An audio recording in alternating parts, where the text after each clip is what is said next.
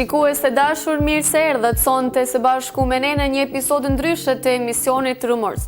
Si gjithmonë jemi mësuar të ju sillim thashë theme lajme nga bota e showbizit, por sonte kemi një të ftuar special që tashmë besoj që e njihni të gjithë.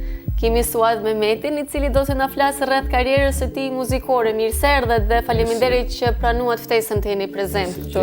Vi me kënaqësi, faleminderit edhe për ftesën, edhe ju përgëzoj për punën që bëni edhe për Rumorsin. Ju faleminderit. Suad, cila mund të na tregoni se cila ishte kënga e parë e juaja dhe çfarë ndjet kur e publikuat ju atë? Kënga e parë ishte atje ku kam nanë. E kam bërë në vitet 90-ta kur isha në Gjermani. Edhe atë tregoja të mbresat sepse më kishte marrë malli shumë.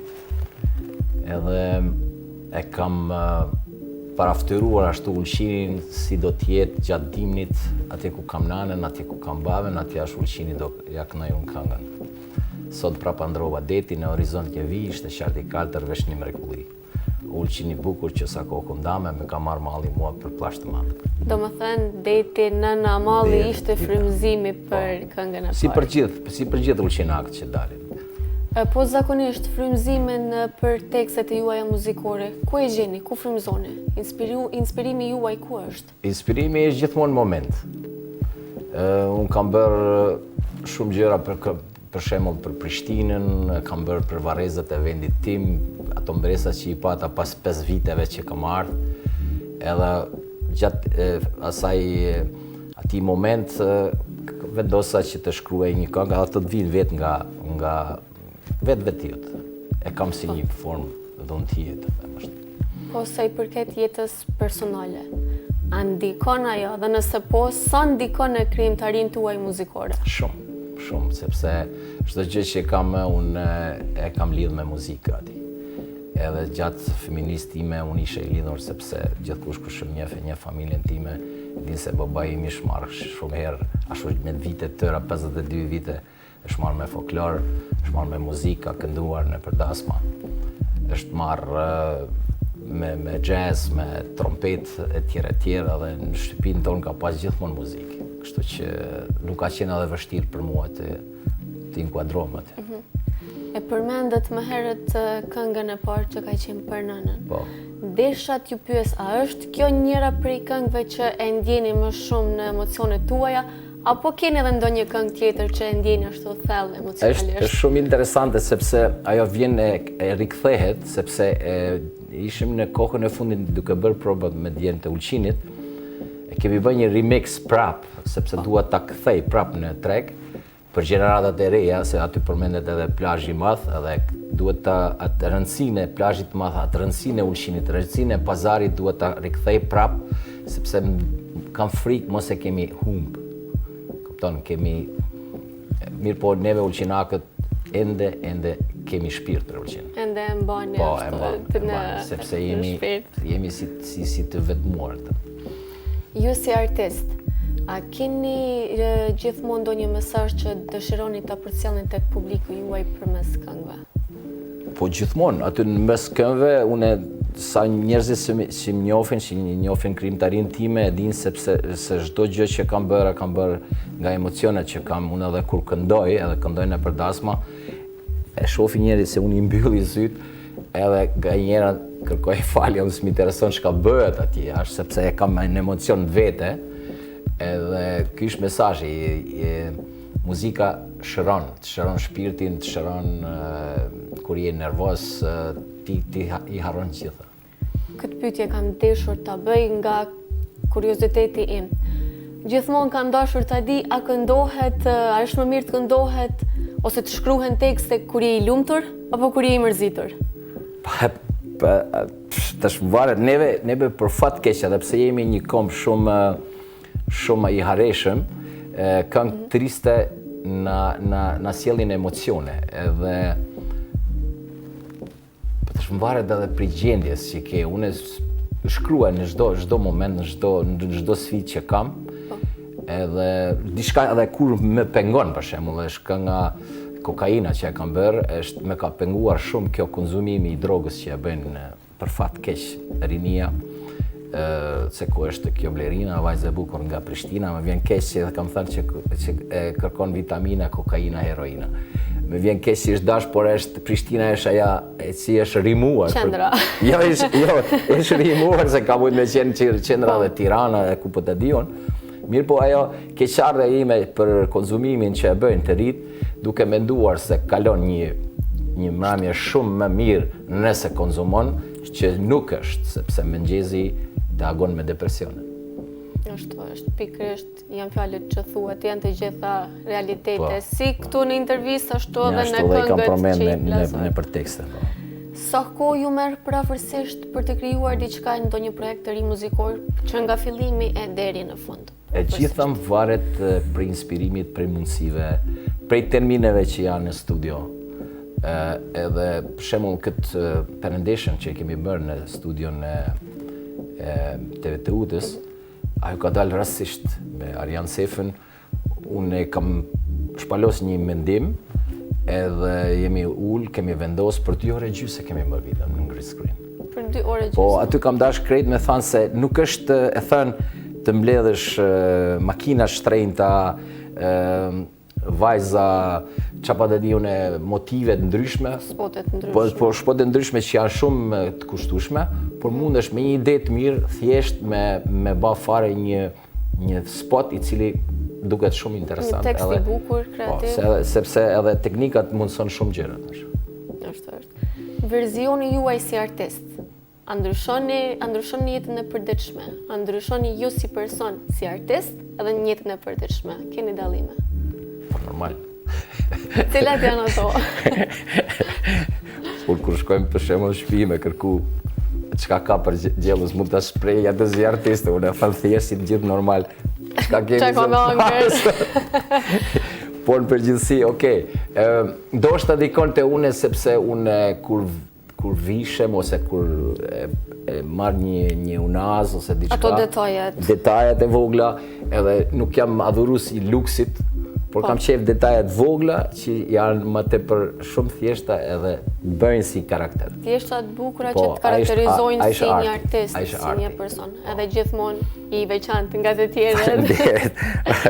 Faleminderit. Gjithë jemi të veçantë, por në ndyra ndryshme. Jo, përbes tashmë rrallë janë ata që kanë mbetur të veçantë se gjithmonë shkojnë. Është gjenerata e jonën, gjenerata është pak me ndryshe. Është. Sa ka ndikuar qyteti i Ulqinit si vend i vogël në karrierën tuaj muzikore? Po diçka është, në Ulqin është shumë vështirë të depërtosh, mundësitë janë shumë të vogla, sepse Ulqini, a disi ishtë, vendi vogël në faka vogël, vendi madh në faka madhe. Unë jam tërhekur, unë isha në Gjermani, kam vepruar në Austri, Gjermani me jazz, me trilogjinë e Merakut, grupin që kam pas në Gjermani, mandej kur kam marrë këtu kam formu Djem të Ulqinit. Por tregu i vogël nuk të mundson të shpalosësh atë çka do ti, mirë po për atë punë kemi Kosovën. Unë jam atje, më tepër edhe i njoh shumë njerëzit, njoh shumë producent, shumë muzikanta, që kam shok, edhe të thot vetë fakti që këtë këngë e kam bërë në studion e Rinor Rukimerit, bashkë me Dren Navazin. Se misia sjell është diçka, ideja edhe produksionin e kemi bërë bashkë, ai bëri aranzhmanet, muzikën e ka bërë Ilir Hasanaga, tekstin e kam shkruar unë, e kam kënduar unë edhe u formu diçka. Do me thënë, Kosova është si vendbanimi dytë imi, po, tash. Ishte Gjermania, mirë po Gjermanin nuk kam së më tërhek ma. Si njerëzit do të pyeten çka bën këtu, pse s'rrin në Gjermani. Mirë po në Gjermania nuk është ajo se çka thuhet. Gjermania kërkon punë, kërkon disiplinë, kërkon përkushtim, kërkon stres. Unë për atë s'jam as në moshë, as s'kam qef më, du të jetoj jetën kështu chill me Ulqinak. Kur ju veç se keni marrur vendimin të futeni në rrugën muzikore, populli i Ulqinit, a kanë qenë motivuesit ata shtyrësit tuaj më të madh, apo kanë qenë ata kritikët që pse muzika? Shumë pak njerëz e dinë se unë qysh fëmini me 15 vite kam formuar grupin e parë rock në Ulqin me djalin e Axhës Besim Mehmetin. E maj mend si fëmijë unë kisha një gitare të vjetër, ai kishte disa ato prej kablave që kanë futur në toksorin i ka rasi me qenë jazz. Mandej baba im ja fali disa bubnje bateri, edhe ashtu ja fillu, mandej u bashkangjiten edhe Samiri, edhe Nasser Nikezici, edhe Fatmir Hasa me vonë, Mirsat Hasa, edhe kemi formuar grupin e parë që është quajtur Tajvanska Kanasta.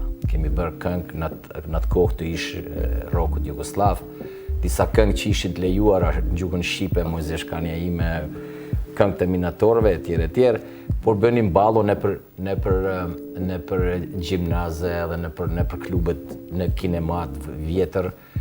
Ajo ishte inspirimi i parë që e kam pasë si fëmini, edhe kush është gjenerata ime, edhe kush ka qenë pak ma e dinë se Tajvanska Kanasta ka ekzistuar si grupi rock, i pari në Ulqin. Do më thënë, si popull kanë qenë përkrahës të një farë... Popull ka qenë përkrahës, normalisht edhe Ulqinakt janë shumë përparimtara, ato e dinë që është rocku, që është popu, që është jazzi. Tani tash vinë gjenerata të reja, ato ndëgjojnë muzikë që mua ndoshta mu së më pëlqen, por Tallavaja ka hyrë normalisht gjithkush ka shije, si thot Gjermani, über des Geschmack redet man nicht. Për shije nuk flitet, të më thanë, veç akceptohet. Të dalë pak të pjesa se dikur keni qenë edhe kolegi yni këtu në TVTU-ta. Po, edhe jam. Edhe tash më ndajmë ide të përbashkëta, kemi bashkëpunime të shumta. Keni pasur projekte të ndryshme dhe projekte mjaft të bukura, ndërto edhe legjendat e Ulqinit. Një nisë besoj që ka bashkuar muzikën me historinë dhe kulturën e qytetit bregdetar, qytetit Ulqinit. Cili ka qenë qëllimi juaj me këto projekte? Qëllimi im, ati qka unë isha i ftuar këto, më thirën drejtoresha ishte atëserën, dhe gjithë stafi jemi ullur dhe kemi folë si ta bëjmë një projekt. Qëllimi im ka qenë kështu, me tregu kush është autokton në këto. Njerëzit që janë autokton, ato tregojnë legjenda. Njerëzit që s'janë autokton, s'kan legjenda. Edhe për me tregu legjendat që ishin 300, 400, ndoshta 1000 vjeçare, unë e kam marrë si sfidë për me dalë, projekti ka kushtuar shumë kohë, por fati, ta them fat, pse nuk ishte fat, por nuk kemi pas punë se ishte koha e pandemisë, edhe kemi punuar me muaj të tërë, me Kristinën, e cile jam shumë mirë njohës. Ajo ka pas shumë nervin, sepse unë jam shumë detajist. Shumë kërkues, jam shumë detajist, edhe nuk i laj gjërat me shku shkele shko. Njaj sa kemi mujtë me një dron, me një kamerë, me një bark, kemi dalë me anstritin, atërisht edhe bani me duke si kamerman, kemi dalë kemi filluar prej Gjirit e Valdanosit, edhe kemi marruar te Guri Gjeranave. Çdo cep, çdo pjesë, të cilin e dinim na, duke u bazuar në librat e Hajrul Qinakut, Rushdi Ushakut, të ndjerit Doktor Baribriskut, edhe duket një legjenda ka marrë prej Ismet Karamanagës, e cila është legjenda floçkave.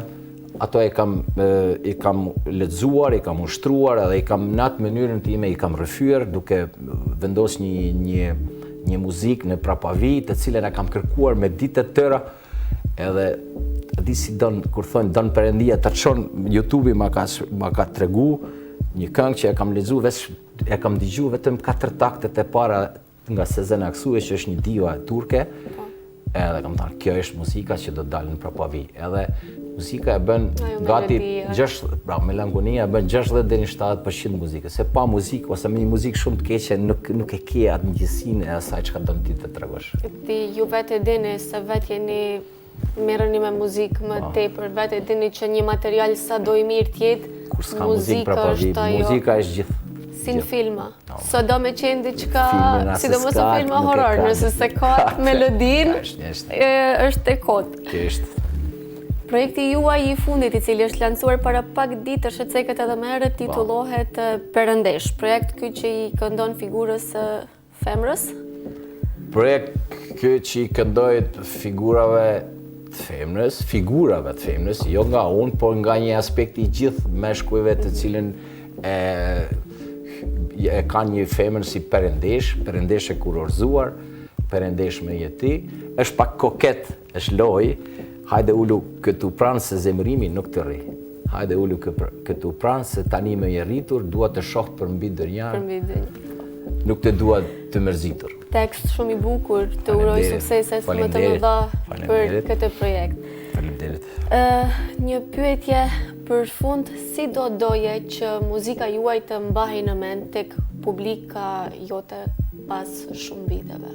Tek të gjithë njerëzit, jo vetëm tek publika. Po, unë do doja, kisha dëshirë që muzika jeme edhe zëri im të tingëlloj diçka ndryshe. Mos tjetë shablon, mos tjetë muzikë e ndëgjuar veç nga ana e tekstit, aranzhmaneve, edhe mënyra e interpretimit dhe këndimit. Kjo mendoj unë. Tashmë edhe është. Faleminderit, aty jam munduar të bëj një farë stilit kur të ndëgjosh tu, kjo është Suad Mehmeti. Basta, kjo është ajo.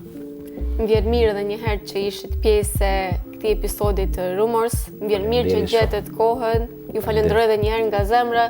Ishte një ndjenjë shumë e veçantë ta bëjmë këtë bashkëbisedim së bashku. Nëse ishte edhe imja, faleminderit dhe të përgëzoj se emisionin e ke shumë të mirë, vetëm vazhdo edhe dëshiroj gjithë të mirat. Faleminderit shumë. Ju falenderoj shumë.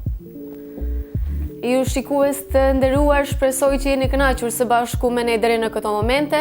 Vazhdoni të qëndroni me ne me të rejat nga fusha teknologjisë dhe muzikës. Shihemi së bashku javën e ardhshme, të mërkurën.